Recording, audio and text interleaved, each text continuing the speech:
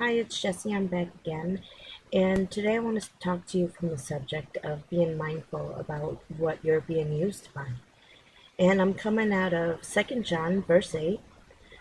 Watch out that you do not lose what we have worked for, but that you may be rewarded fully. Okay? And the reason why I want to talk to you about this subject is because all too often we get involved in things that are not our business. We get sucked into things that, while it seems like it's a concern to us, it's really just the agenda of the enemy, and he's using our own sense of righteousness to propel us into position to oppose what opposes him. And we have to be really careful and really mindful of this, okay? Because if we're not careful, we'll wind up destroying the very things that are put in place in order to protect us from the enemy, okay? So I'm going to give you a personal example, and then I'm going to take a political example, okay?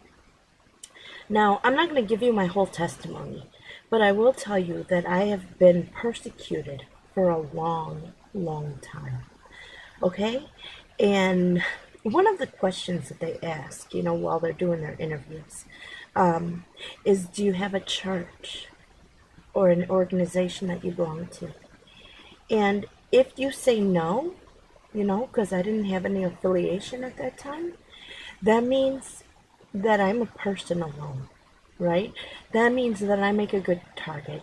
That means that, they're not gonna, the people who were persecuting me, acting like they had just cause to be in my life, you know, these people, they will make a target of me and not fear any kind of repercussion. But my God is so good. I didn't have a church. And so my God brought the church to me. And not just any church, but one of the biggest churches in the world, came to assist me. And I'm not elevating the church. I'm not elevating the bishop over the church. But I'm elevating my God to let you know how great he is. That when I was in need, he raised an army for my behalf. Now, it's good, right? We can give glory to God for that, right? But we have to be careful because here's the thing. My enemy holds a position of privilege, and being that they're in a position of privilege and authority, people believe what they say. And so they went to my bishop who had my back, and they told him that I was a drunk, that I was a drug addict, that I was a prostitute, that I was a horrible mom, that I was a monster, that I was doing all these things wrong, right? And my bishop, being the loving man that he is, defended these allegations instead of casting them down.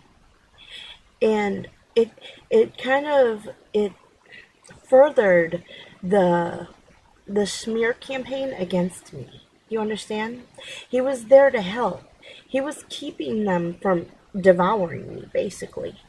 But because they were using him to manipulate and control me, they were telling him, well, if she does this, then we'll do that. And really, they were just using him to position me. And it was such a hard thing to see because I have great love for this man. This man has a great love for me, even though we've never met face to face before. You know that there's a bond here. He's been backing me for like almost 4 years now. So we go back and forth, and it's hard for me. Some days I watch church, the service, and I come out more discouraged, feeling like it's never going to end because he brings the accusation of my enemy to me. They do all this stuff behind closed doors. It hasn't come to me yet. It hasn't come to a head. But they've been using my bishop to front their cause. And him, you know, a loving man, brilliant man, powerful man, has been the subject of manipulation. They've been using him. Most recently, he encouraged me to work with my enemies. that, to trust in, that people are good and they'll correct their mistakes, and so I start to work with my enemies, and I notice things like I go to the school and the tone that they talk to me in is like derogatory. It's really, it's putting me down. They leave me outside the buzzer. You know, and I have to wait for someone else to come out before I can come in and tend to the business that I'm there for. You know, but they got him thinking what? They got him thinking that I'm the one who won't work with them. I'm coming to them to work with them, and in emails everything looks great. It looks like they're really putting forth an effort. But the problem is that they're not consistent, because face to face, it's a different story, and so I can see how they're using my bishop to manipulate me, to get me into position so that they can have more false witnesses come up and talk about me. Now, you might say, oh, wait, it's a school. It's a school. They're good people. They deal with our children. We entrust our children to them.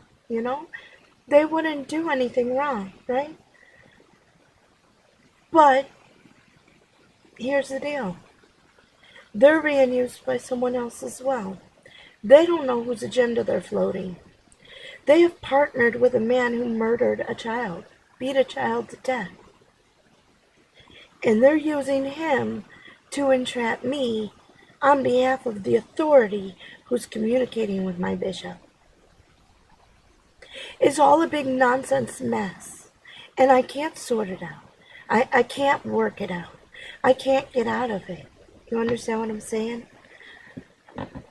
I need God to do this for me. In these situations, if you fight my enemies, they're just going to turn you against me. If we correct these things, it's just going to keep it, it's just going to keep adding fuel into the fire. It's just going to keep the whole thing just going on endlessly. And meanwhile, I'm stuck in a situation that is not healthy. Not for me, not for my children, not for anyone involved. Sure, my children are fed, provided that I do what I'm told. Provided that I dehumanize myself or accept the verbal abuse. Sure, my children are fed, as long as I submit. The problem is the conditions that I want to submit, I don't want to submit to. It's degrading. It's dehumanizing. It's devaluing. It makes me feel horrible about myself. And they wanna perpetuate this cycle by saying if I stay, they'll leave me alone. But if I stay, I'm going to die, 'cause I can't take this nonsense. And they're entrapping me by working with my bishop and putting these conditions on me and telling me that I have to work with my enemies, who's working with my real enemy, who's keeping me entrapped. It's a big nonsense situation. It's all about fronting an agenda and covering each other so that people can maintain their power. People who have made mistakes can maintain their power, and it's ridiculous. I've been vilified. You understand? My character has been assassinated. They say my character, my gift might get me in the door, but my character has to keep me there. This is what the comments that they say to me. You know what I do every day? I take care of my kids. I get up at like 5 o'clock in the morning, spend my time with God. I get my kids up, I get them ready for school, I fix them breakfast, I fix their lunch, I get them dressed, I help them with their hygiene. I send them out the door. I clean the house.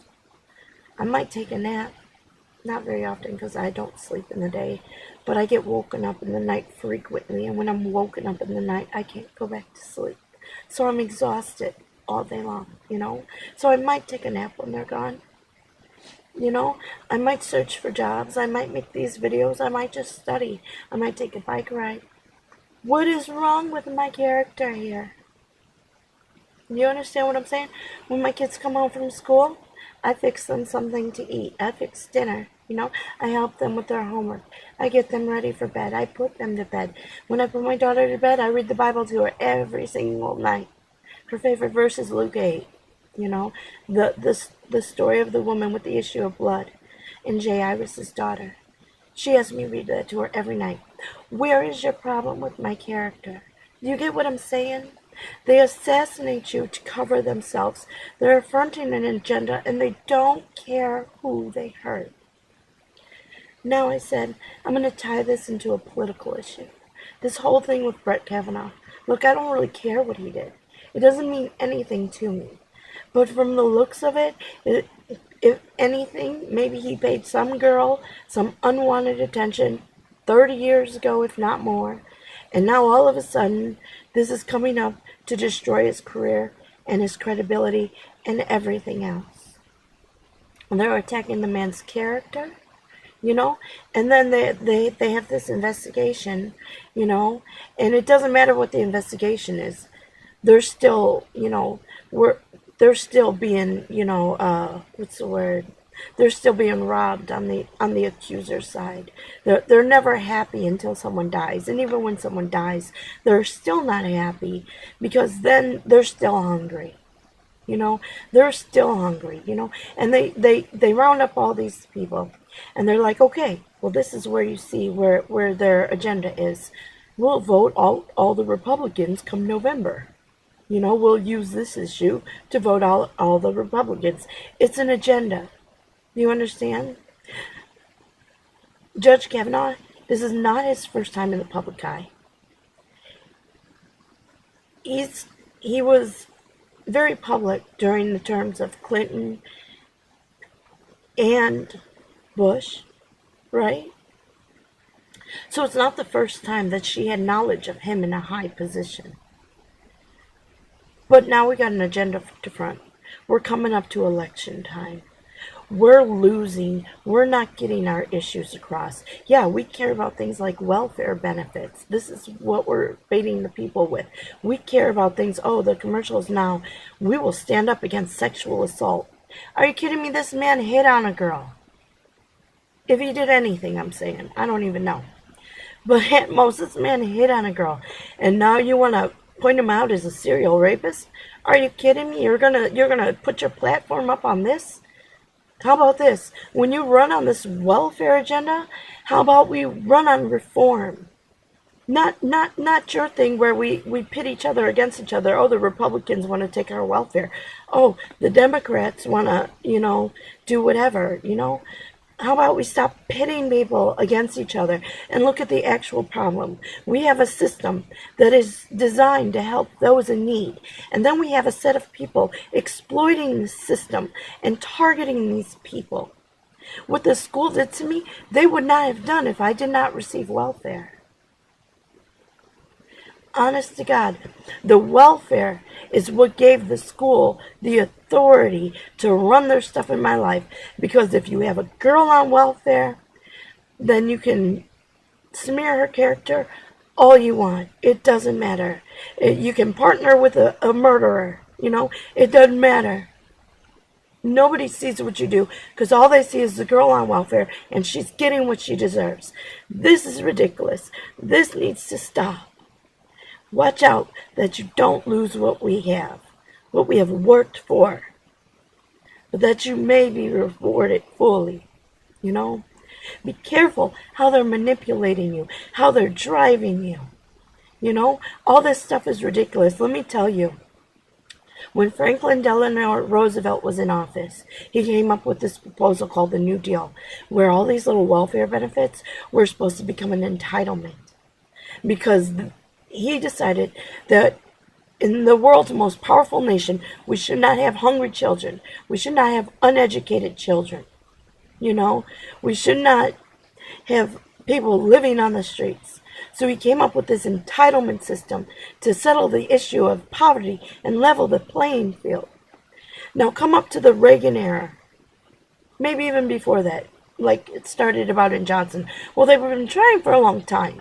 But they started gaining momentum under like Lyndon Johnson, Ronald Reagan, Oh, Bill Clinton especially, you know. Thank God Hillary didn't get in office, because what he started up, this is where they criminalize the poor. This is where they made it okay to target anyone who was collecting benefits, okay? But this was originally a system that was designed to level the playing field and eliminate poverty, to narrow that gap in between the very wealthy and the very poor. You understand? Because it doesn't make sense that just because you're able to manage a whole